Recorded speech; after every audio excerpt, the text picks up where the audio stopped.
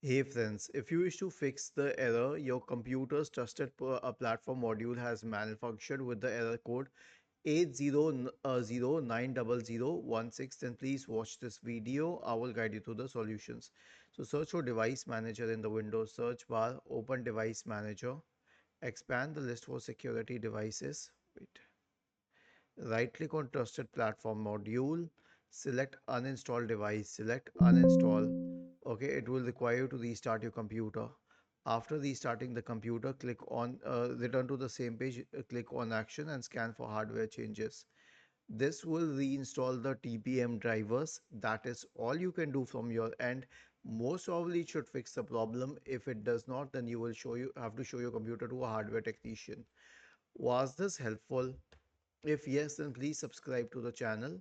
If not, then let us know in the comment section of the video on how we could help you further.